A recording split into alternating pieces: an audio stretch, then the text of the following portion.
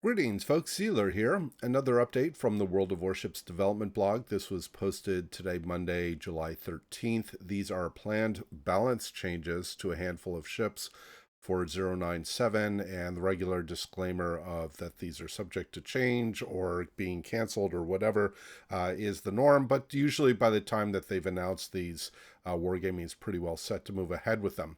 So the first announcement is the Tech Tree U.S. Navy destroyers from the Nicholas through the Gearing. Their bonus AA continuous damage from the defensive AA fire consumable is being buffed again from 75% increase to 100% increase.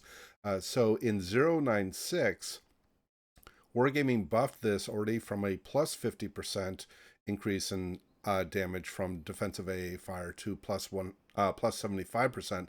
They're now bumping it again. I can't explain why Wargaming would make a change like this so promptly after the initial one.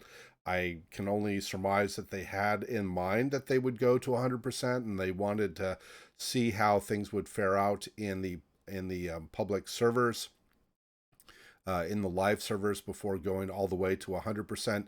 Wargaming has tended to be a little more temperamental in some of the nerfs that they've introduced, and I'm not going to get into the debate about the nerfs to ships that are perceived as overpowered, like the Kremlin and so on. I'll put that aside. But ever since the nerf that occurred to, for example, the Yu Yang, which was generally seen as overboard, I get the perception that Wargaming tends to be a little more tempered and a little more gradual in their changes. So that's one change. The second change that's been announced is the Venezia is receiving another nerf to her reload, being increased from 20.5 to 21 seconds. So in 096, the Venezia's reload was increased from 20 seconds to 20.5, so it's being increased by another half second. And then again, the rudder shift in 096 was increased from 11.6 to 12.6 seconds, and now is going another second to 13.6 seconds.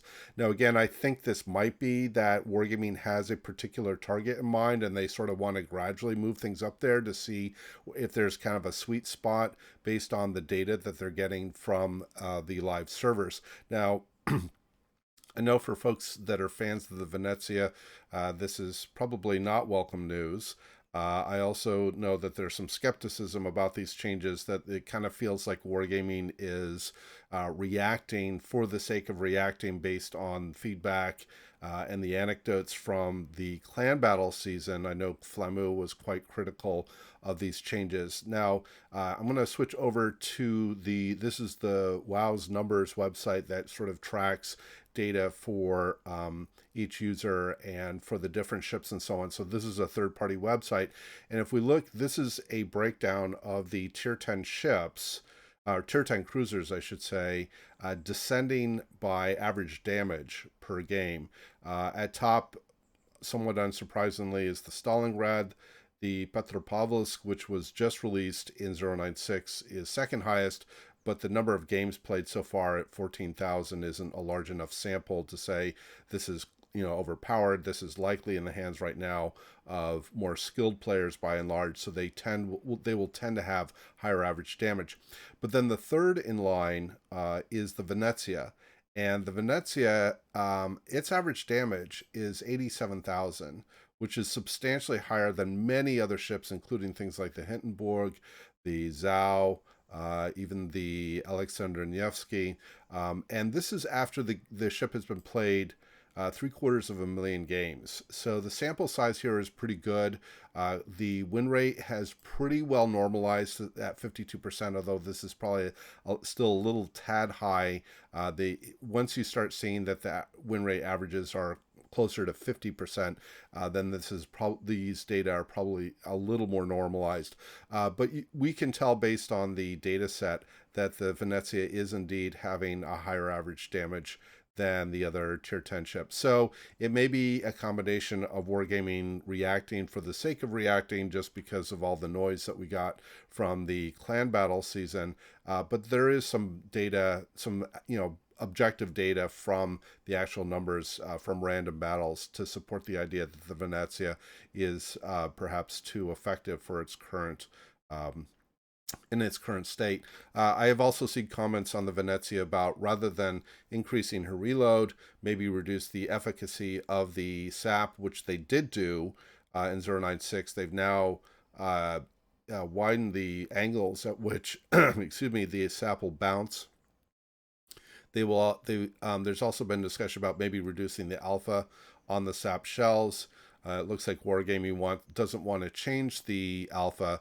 They basically want to adjust the DPM by increasing the rate of, reducing the rate of fire. So again, Venezia fans out there, be curious to get your opinions on this in the comments below.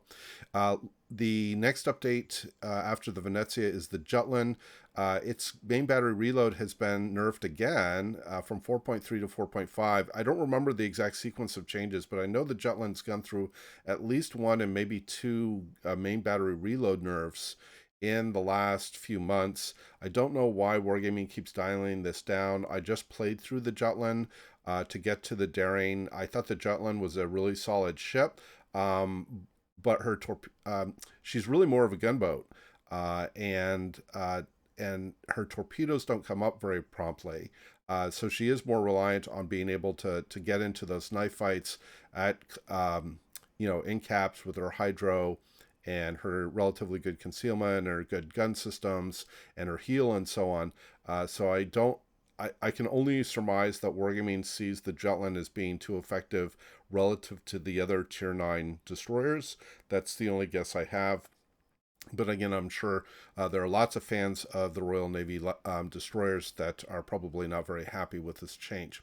And then the last, and this is actually a pretty big change, and I guess whether this is good or bad is going to depend upon your perspective. So Wargaming looks like they are changing the rocket reticle for all carriers to now be a horizontal reticle. So that means the reticle is horizontally wide rather than vertically tall. Quite a few carriers, including the Japanese, the German, the Royal Navy, etc., some of the U.S. ones had a vertical rocket attack vector. And I think there's probably two reasons this is being done. First off is to sort of normalize the attack reticle for the rockets so that destroyers have this is clearly intended to try to sort of moderate the impact on destroyers. I should say that up front. But I think that Wargaming is trying to have a predictable attack vector for the rockets, so that destroyers know, regardless of what nation or class, or well, not class but tier, etc., that they're dealing with, that the attack vector is always going to be the same. Basically, the planes are going to ideally come in perpendicular to the direction of travel of the destroyer.